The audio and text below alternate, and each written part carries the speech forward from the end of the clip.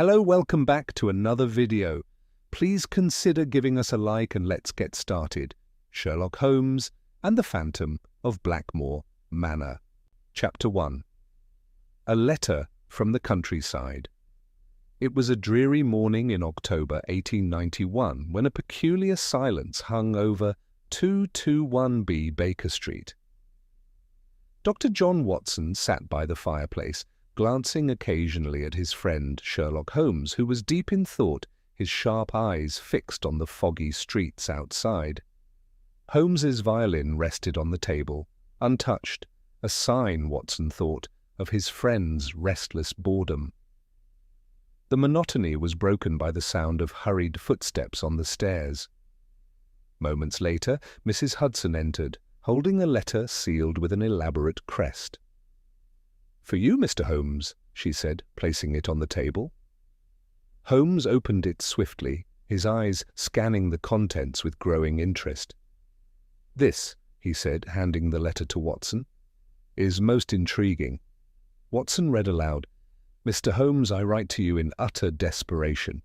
My son, Edward Blackmoor, has met an untimely death under circumstances most distressing. The local authorities insist it was an accident, but whispers of a family curse and a ghostly beast haunt the manor. I implore you to come to Blackmoor Manor and uncover the truth before more tragedy befalls us. Yours faithfully, Lady Margaret Blackmoor." Watson set the letter down, intrigued. "A curse? Surely you don't give credence to such tales, Holmes." "Of course not," Holmes replied, lighting his pipe. "But the death of a young nobleman, coupled with whispers of the supernatural, suggests an elaborate deception. A visit to Blackmoor Manor will surely prove enlightening."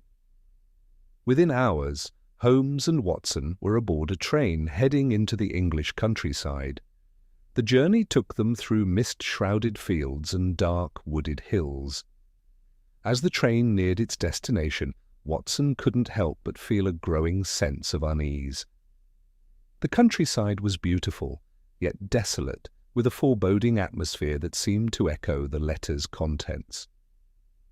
Upon arriving at the small village of Blackmoor, Holmes and Watson were met by a coachman who introduced himself as Thomas, one of the Blackmoor Manor servants. "It's good you've come, Mr. Holmes," Thomas said, his voice low. "The manor's in a dreadful state. People say the curse is real, and after what happened to Lord Edward, even I'm not so sure anymore." "Superstition is often the tool of deception, Thomas," Holmes replied. "Take us to the manor." As they rode through the mist-laden moors, Thomas shared the tale of the so-called curse. "They say the Blackmoor family wronged someone long ago. So wronged, they summoned a beast to haunt the family forever. At night, you can hear it howling, and those who see it rarely live to tell the tale." "Convenient for the storyteller, wouldn't you say?" Holmes remarked dryly, his keen eyes taking in the surroundings. Soon, Blackmoor Manor loomed into view, a sprawling estate of grey stone, its walls weathered by centuries of storms. The building exuded both grandeur and gloom, its tall windows darkened like hollow eyes watching over the moors. Lady Margaret Blackmoor greeted them at the entrance, her face pale and drawn with grief. "Mr. Holmes, thank you for coming. I fear for my family. Edward's death was no accident. I am certain of it." Holmes inclined his head politely. "Rest assured, Lady Blackmoor, we shall uncover the truth." Inside, the manor was sombre, its once lavish halls marked by shadows and whispers. Lady Margaret led them to the study, where she recounted Edward's final moments. "He was found at the edge of the moor, his body mangled. They said it was an animal attack, but the footprints—" Her voice faltered. "They were not natural." Holmes leaned forward. "Footprints, you say? Were they preserved?" "They are still there," she replied. "The villagers won't go near the spot." "Excellent," Holmes said, his eyes gleaming with anticipation. "Watson, we have our starting point. As the clock struck midnight, Holmes and Watson prepared to brave the moors, unaware of the darkness and danger that awaited them. The shadow of Blackmoor Manor had only begun to reveal its secrets. Chapter 2. Whispers of the Beast. The morning dawned grey and heavy, with a chill mist clinging stubbornly to the moors. Inside Blackmoor Manor, Sherlock Holmes and Dr. Watson prepared for their first investigation. Holmes, ever meticulous, donned his sturdy boots and secured his walking stick. Watson, armed with his revolver, followed his friend, both aware of the eerie reputation surrounding the moors. Lady Margaret met them in the dining room, her hands trembling as she poured tea. "Mr. Holmes," she began hesitantly, "before you go, there is something you should know. The curse of Blackmoor is not merely an idle tale. Generations ago, my ancestor, Sir Lionel Blackmoor, wronged a man who cursed our family in his dying breath. Since then, the beast has haunted us." Holmes raised an eyebrow but remained silent. Watson, sensing her growing agitation, asked gently, "And this beast, Lady Blackmoor, what do people say it looks like?"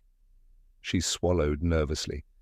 "They say it is large, with glowing eyes and claws like scythes. Its howls are said to freeze the blood of any who hear them." "Fascinating," Holmes remarked dryly. "And yet I suspect such tales serve a purpose. Fear is a powerful weapon, Lady Blackmoor." Before she could respond, the door creaked open, and a wiry young man entered. "This is Henry Blackmoor, my late son's cousin," Lady Margaret explained. "He has been staying here since Edward's death." Henry extended a hand to Holmes and Watson. "I'm grateful you've come. The moors are no place for reason. Superstition rules here. Even I've heard the howls at night." "Have you now?" Holmes said, his eyes narrowing slightly. "Tell me, Henry, were you close to Edward?" A flicker of something, resentment perhaps, crossed Henry's face. "We were family, Mr. Holmes. That is all I'll say." Holmes said no more, but Watson noticed the subtle change in his expression. He filed it away as they prepared to leave for the site where Edward's body had been found. The moor was a vast, treacherous expanse of uneven ground, hidden pools of water, and thick fog that clung to every surface. As they approached the location, Thomas, the coachman, hesitated. "I'll go no farther, sirs. This place is cursed. I've seen too much to doubt it." "Wait here, then," Holmes replied curtly. "Watson and I will manage." The scene of Edward's death was marked by a crude wooden cross planted in the earth. Around it, the ground was churned up, as though by a great struggle. Holmes crouched, his sharp eyes scanning every inch of the soil. "Here," he muttered, pointing to a set of tracks in the mud. Watson leaned in and frowned. "Those are unusual, too large for a dog, but not quite human." "Precisely," Holmes said, "and yet they bear the marks of artifice. Note the uniform depth and shape, manufactured, not natural. Someone has gone to great lengths to fabricate the illusion of a beast." Holmes produced a magnifying glass and examined a nearby thorn bush. There, caught in the brambles, was a torn piece of cloth. "This," he said, holding it up, "is from a cloak or coat, likely belonging to our perpetrator. And here, Watson, do you see this?" Watson followed Holmes's gaze to a small object half buried in the dirt. Holmes retrieved it, a locket engraved with the initials E.B. Edward Blackmoor. Watson asked, startled. "Undoubtedly," Holmes said, pocketing the locket. "But the question is, why was it left here? A careless error or a deliberate misdirection?" The faint sound of a distant howl broke the silence, sending a shiver down Watson's spine. Holmes stood, unperturbed. "The howls, Watson, are likely another piece of this elaborate ruse, a clever device, perhaps, to terrify and mislead." Watson glanced around nervously. "Holmes, these moors could hide anything or anyone. If this is a human scheme, they may still be watching us." "Then let them watch," Holmes replied calmly. "They will soon learn that fear is no match for reason." As they made their way back to the manor, Holmes remained deep in thought. The oversized tracks, the torn fabric, the locket, all pieces of a puzzle he was beginning to assemble. Yet one thing troubled him: the precision of the plan.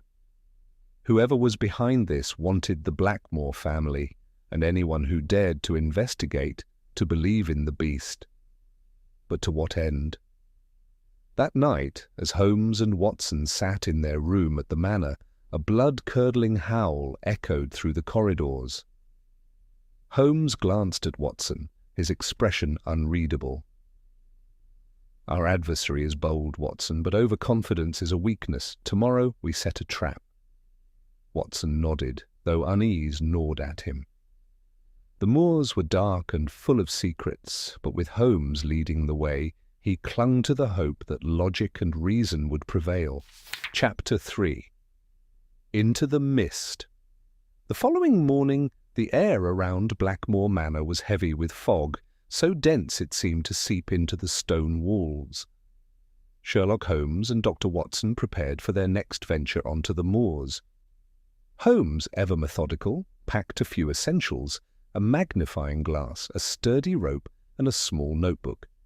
Watson, less assured of what they might encounter, tucked his revolver into his coat pocket. As they descended to the manor's main hall, Lady Margaret greeted them with evident worry. "You'll be careful, Mr. Holmes," she urged. "The moors are treacherous, and the beast is said to be most active in the early morning." "I assure you, Lady Blackmoor, we are prepared for all manner of danger," Holmes replied, his voice calm but resolute. Henry Blackmoor entered the hall, his face pale, but his demeanour less reserved than the day before. "I'll accompany you," he announced. "I know these moors better than anyone." Holmes studied him for a moment, his sharp gaze taking in every detail. "Very well," he said at last. "Your familiarity with the terrain may prove useful." The trio set out, leaving Watson to follow Henry's lead with some unease. The moors stretched endlessly, a labyrinth of mist, uneven ground, and shadowy shapes that seemed to shift as they moved. The stillness was punctuated only by the occasional call of a distant bird or the soft squelch of boots on damp earth.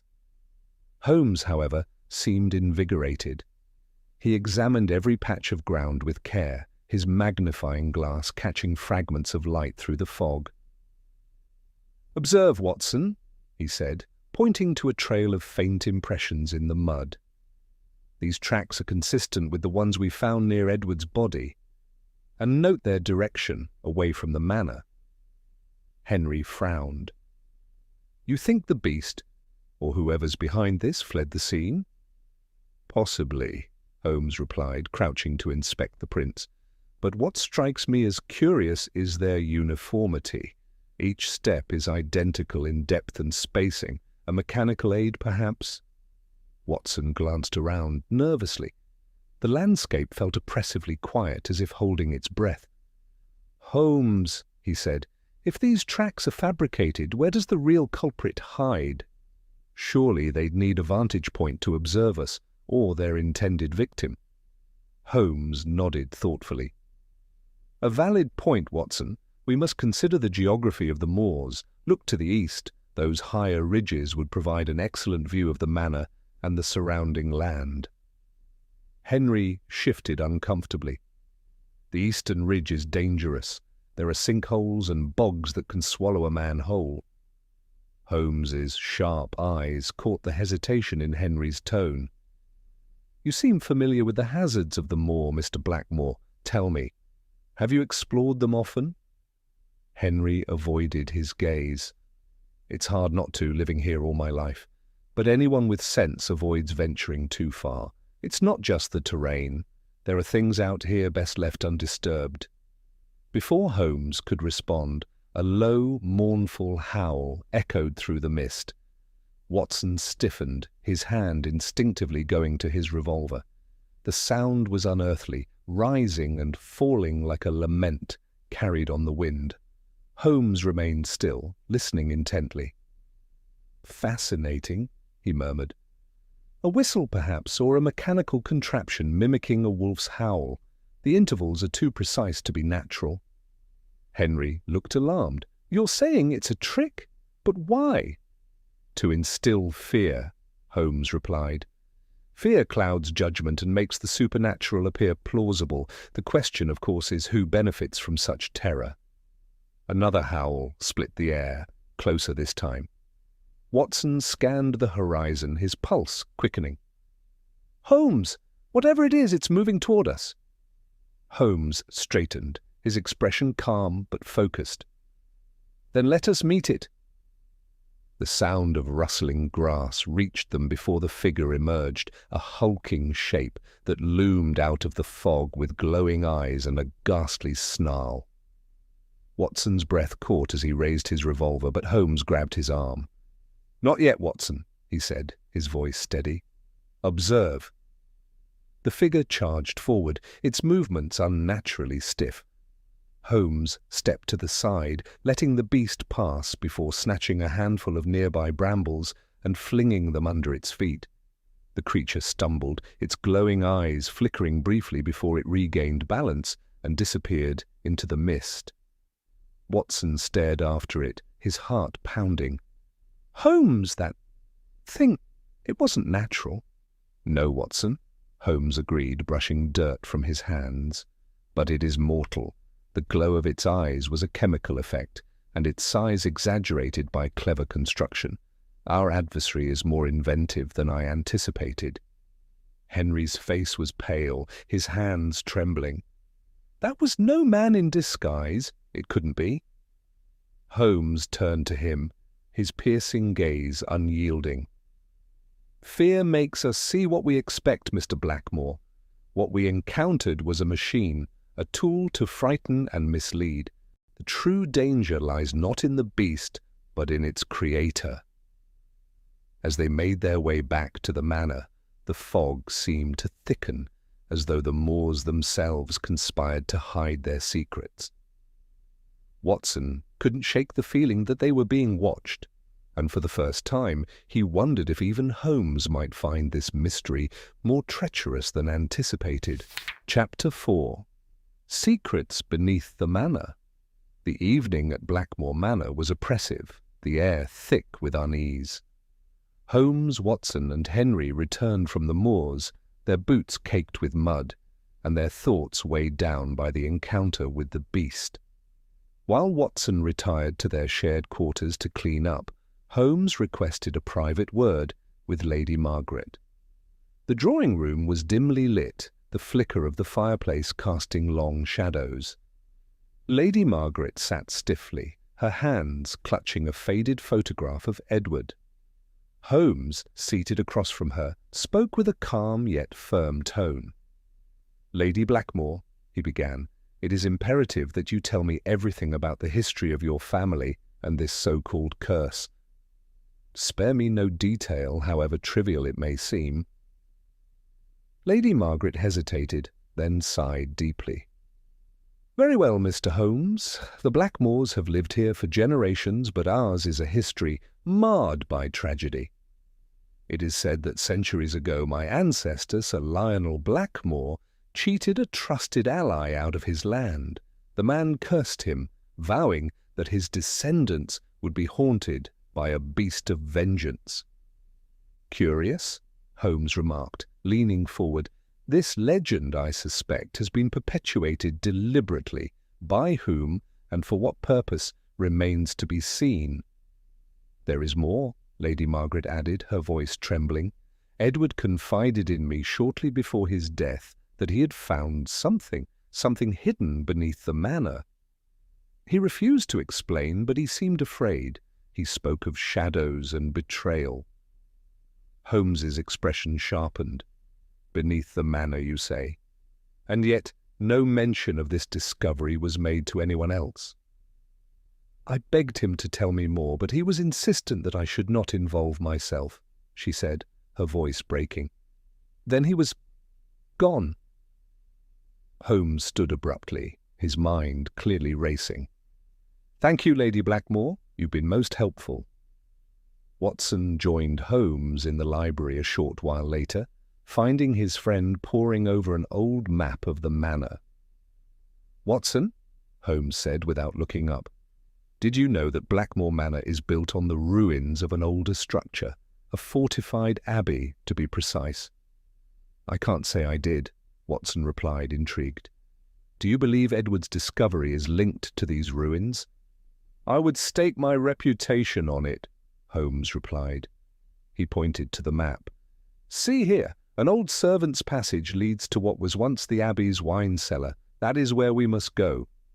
The two men armed themselves with lanterns and made their way to the cellar, avoiding the gaze of the servants. The passage was narrow and damp, its walls coated with moss. The air grew colder as they descended, the sound of their footsteps echoing eerily. Holmes stopped abruptly. "Here," he said, shining his lantern on the stone floor. "Do you see this, Watson?" Watson peered closer. A faint outline of a trapdoor was visible beneath years of grime. Holmes produced a small crowbar from his coat and pried it open. The heavy stone lid creaked, revealing a set of ancient steps leading further down. The chamber below was cold and silent, its walls lined with shelves containing rotting barrels and decayed crates. But it was a table in the center of the room that caught their attention. Upon it lay an assortment of objects, a half-finished mechanical contraption, sheets of paper covered in blueprints, and a journal. Holmes picked up the journal, flipping through its brittle pages. "Fascinating," he murmured. "It appears Edward was documenting his suspicions. He believed someone was using the curse to frighten the family and possibly eliminate him." Watson pointed to a set of tools on the table. "Holmes, these look like they could be used to construct, well, something like the beast we encountered." "Indeed," Holmes said grimly. "Edward must have stumbled upon this operation and realized its implications. It cost him his life."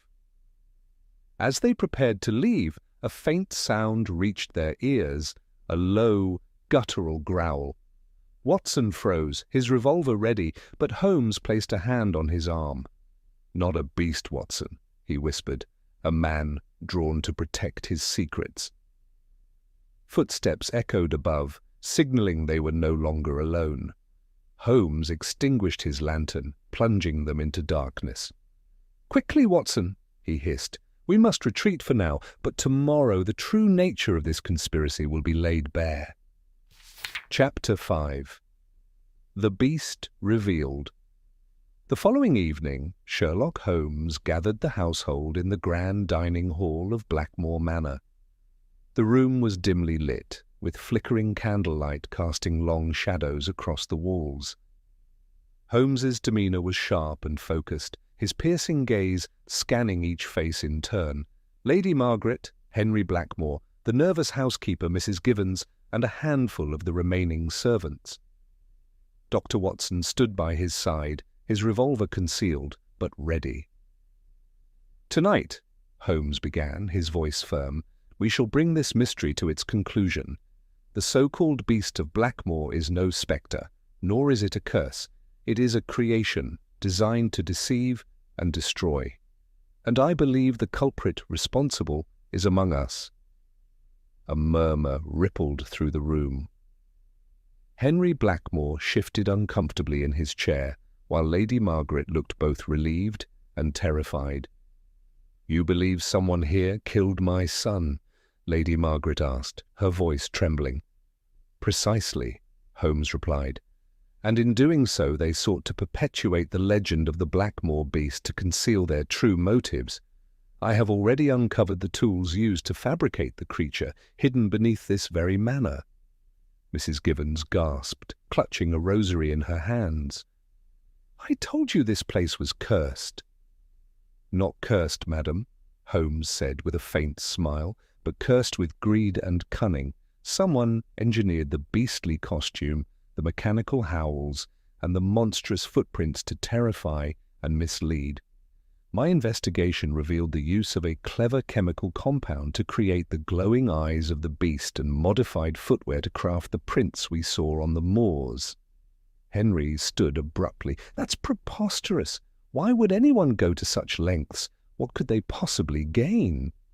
Holmes fixed him with a steely glare. "What, indeed?" "The answer lies in inheritance, Mr. Blackmoor. Lord Edward was the rightful heir to the family fortune and the manor. His death leaves you next in line, does it not?" The room fell silent. Henry's face reddened, but he laughed nervously. "You think I killed Edward? That's absurd. I've lived here my whole life. Why would I harm my own cousin?"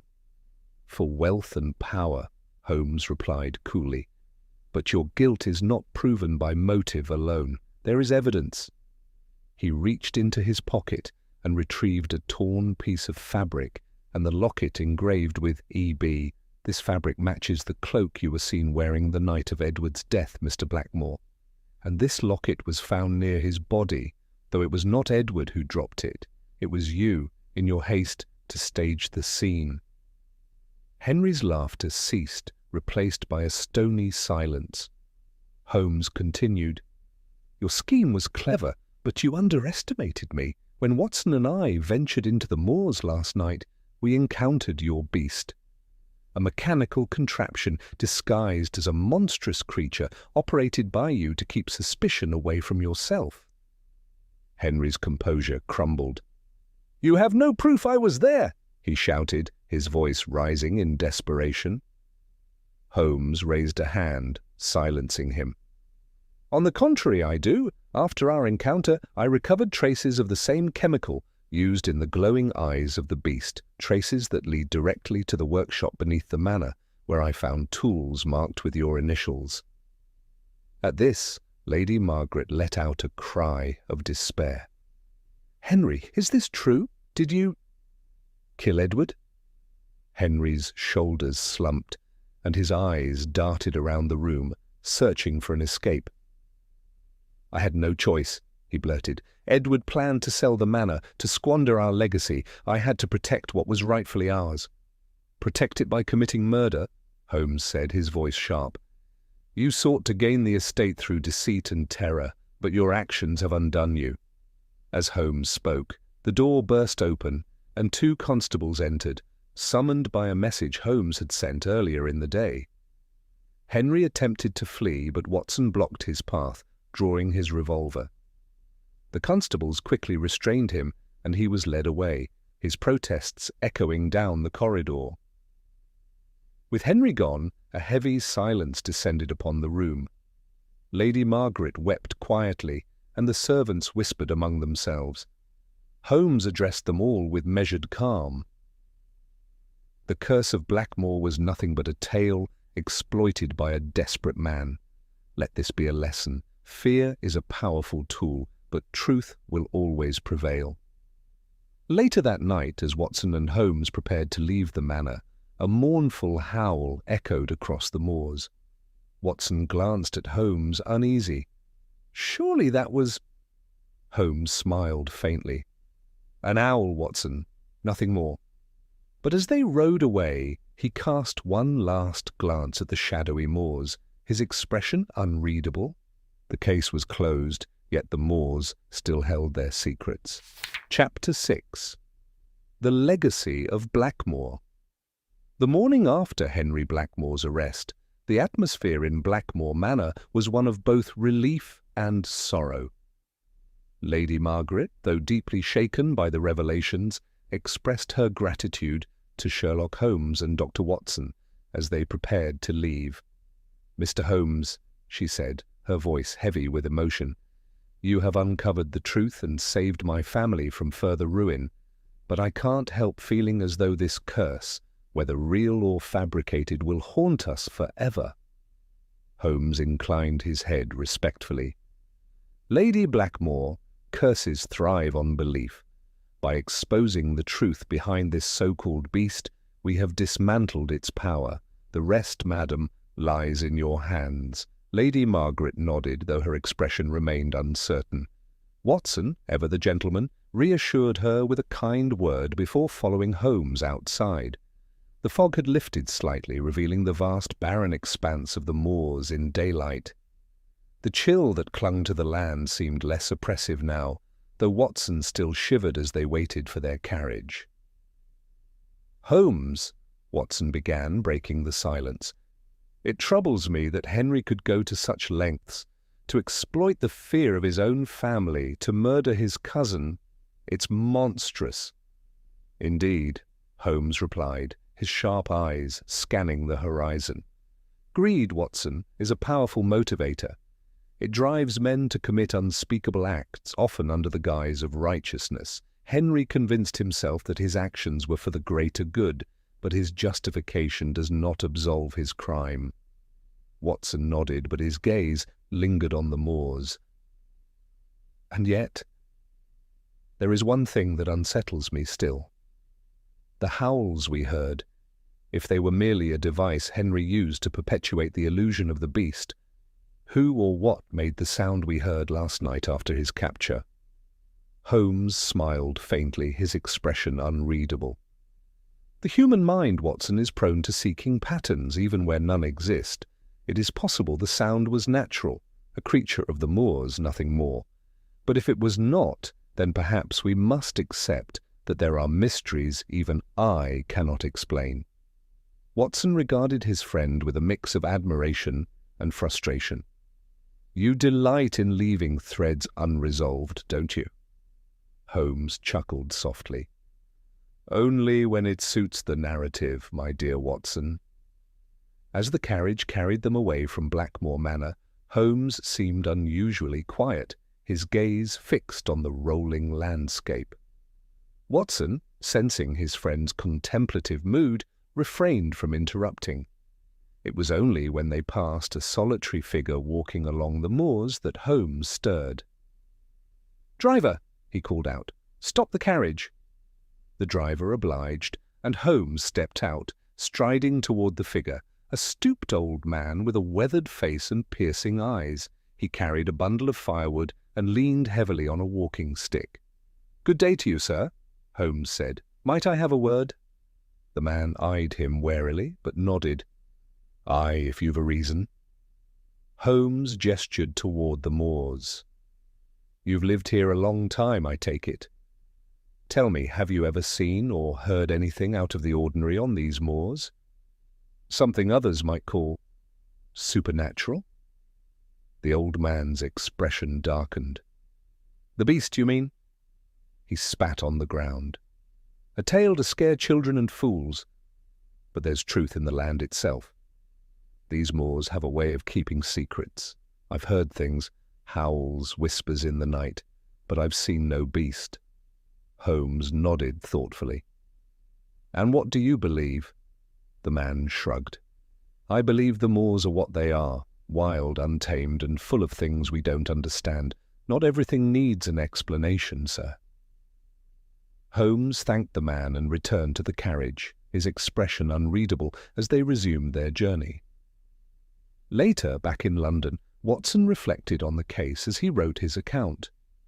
The mystery of Blackmoor Manor had been solved, its culprit unmasked and brought to justice. And yet a lingering sense of unease remained. The moors, with their haunting cries and shifting mists, seemed to defy the rational clarity Holmes so valued. Watson looked up from his desk to find Holmes seated by the window, his pipe in hand, gazing out at the city. "Holmes," he said, "do you ever wonder if we truly solved the case? Or if the moors still hold secrets we missed?" Holmes turned to him, a faint smile playing on his lips. "The beauty of the unknown, Watson, is that it humbles even the keenest mind. Perhaps the moors hold their secret still, or perhaps in solving the case we uncovered more than we intended. Either way, the world spins on and we move to the next mystery." Satisfied with the response, Watson returned to his writing, though a faint howl echoed in his memory, leaving a question unanswered. For Holmes, perhaps, the case was closed. For Watson, the shadow of Blackmoor Manor lingered still.